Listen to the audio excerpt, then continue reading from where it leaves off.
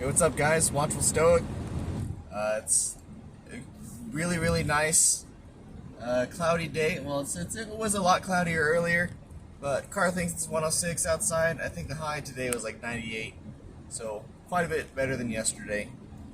Got a little bit of rain last night, just a touch, but you know, some is better than none. Sure, it made it a little muggy outside, but you know what? I'll take just that tiny bit of rain so that my grass doesn't die, you know? I'm tired of seeing my grass just like droop, be stressed out. Now I got a little bit of rain.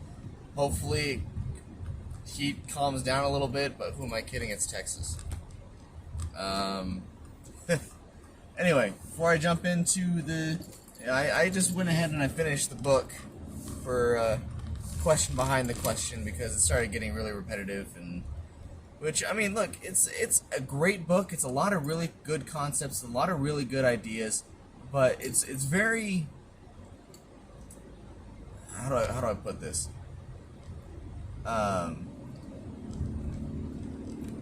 Not boring. It's very repetitive. It's very mundane. It's very almost redundant. It's almost redundant.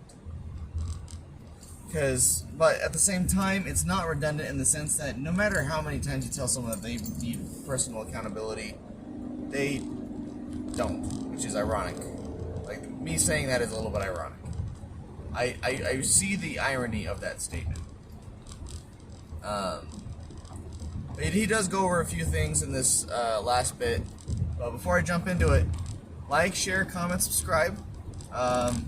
I've been lazy about sharing this video out on Facebook, and I haven't really attempted to share it on Twitter. I probably should share it on Twitter. But, you know, no. Maybe I'll wait and see what happens with the ownership situation before I start diving into Twitter. Because, like, I'm just kind of half in, half out on that platform. I don't think it's a serious platform at the moment. It doesn't feel like it anyway. But I digress. Anyway, this last section of the book is basically wrapping up all the different concepts, and there's like a big FAQ section, and then there's a big, alright, what are some common bad questions that you can have, and what are some good questions that you can have.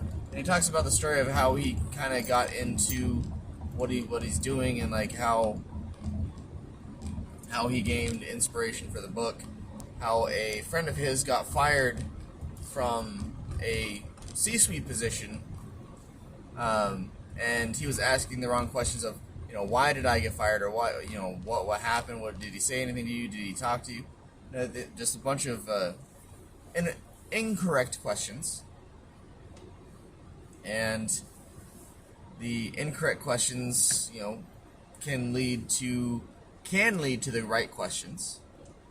He also talked about certain exceptions to the rule and how the spirit of the law spirit of a rule is different than the letter of the rule. Anyway, starting from where I started, he talks about how people like to hide behind a team, and people like to hide their mistakes behind a team. People like to just use the idea of the team as cover for their own lack of accountability. Which reminds me of a specific poem that I'll give you like the short version of it is that there are 10 leaners for everyone that lifts. There's lifters and leaners in the world, and for every one person that lifts, there's 10 who lean. Don't be a leaner, be a lifter. Go to the gym. I'm gonna go to the gym after. I'm on my way to the gym right now, so got to get that muscle.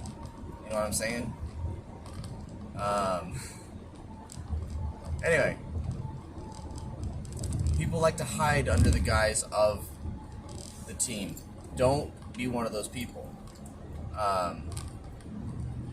Because it's really easy to just let everyone else do all the work, and then it's really easy to hide when things are going bad, and it's really easy to celebrate when everything is going well. Like, but you got to take accountability for yourself. How can I uplift the team? He also talks about how you shouldn't be trying to use the QBQs, the questions behind the questions. You have the incorrect questions and then the question behind the question that you should be asking. The QBQ is what you should ask. You shouldn't be using the QBQs to try to change somebody else. That is not what the purpose of the QBQs are. And this starts getting into the letter of the law versus the spirit of the law. The letter of the law is, for the QBQs, if you will, the way he wrote it out is use how and what statements that contain an I in there. And the spirit of that's the letter of the law, if you will, is you need to come up with questions that contain a what or how and then an I, so something that's directing you to action. So you shouldn't be trying to use these on other people. So an example of a bad question that follows the letter of the rule is, how can I help you become better?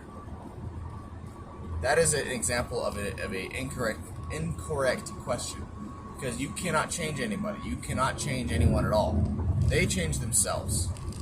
They have the capacity to change their own lives, their own attitudes, and you don't have any bearing on that. As much as we would love to be able to adjust someone else's attitude, I know it sounds like a wonderful idea. It doesn't work at all. You cannot change someone's attitude. I've been in leadership positions, and sometimes you just got to let them do what they're going to do, because you can't do anything about it.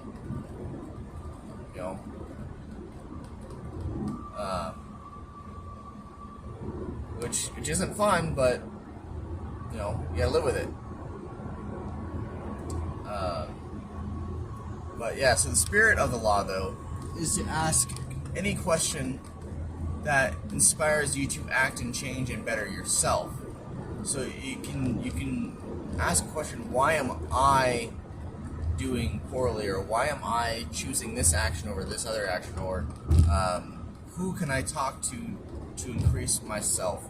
The idea is that your questions should be internal and not external.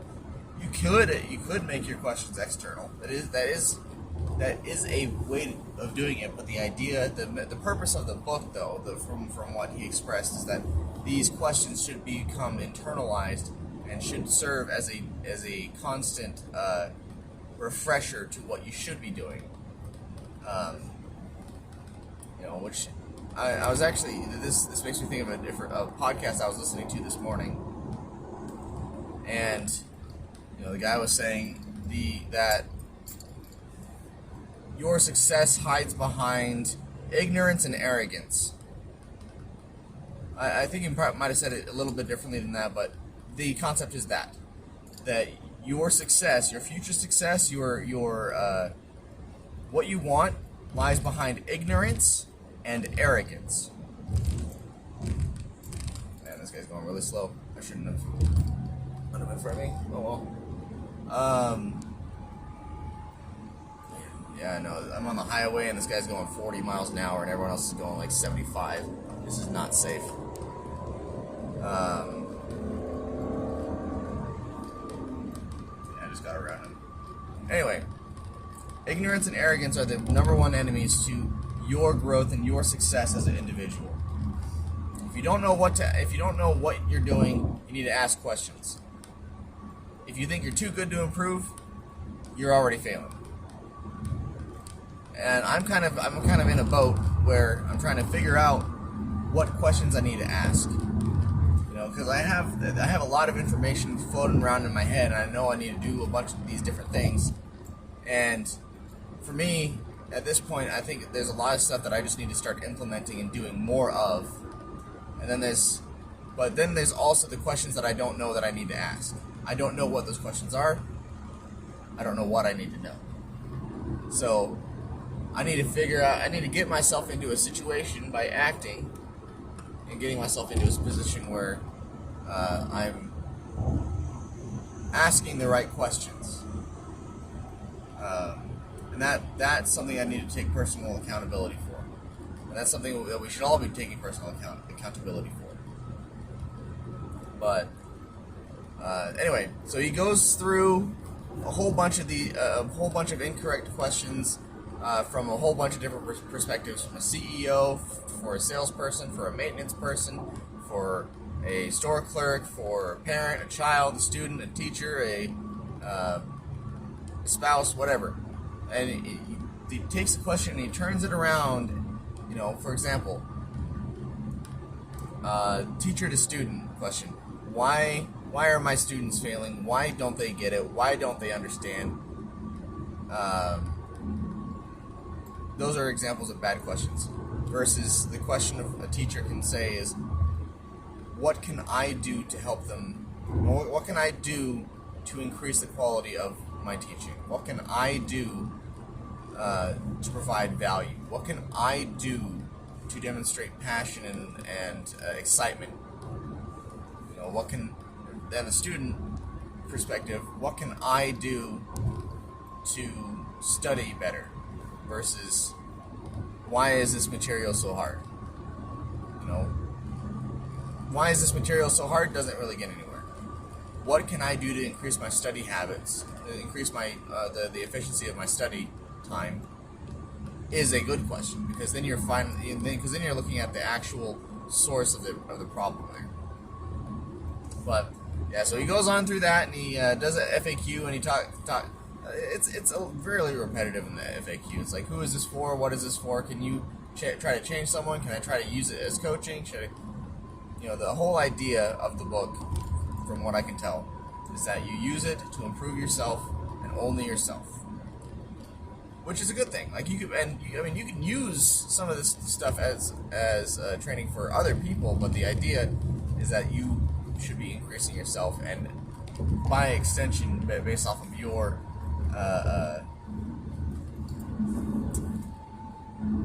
improvement, it should spread, you know, vertically, or no, not vertically, horizontally across, or vertically. I guess, yeah, both. It could, like, if from a workplace perspective, it would spread to everyone else around you if you are improving yourself in a matter of accountability. And if it's not, maybe you should look for another job, because if people around you aren't being accountable, that's kind of a red flag for a job site. Anyway, I'm gonna leave it there. I hope you all have a wonderful day, and I love you, and I'll talk to you again later.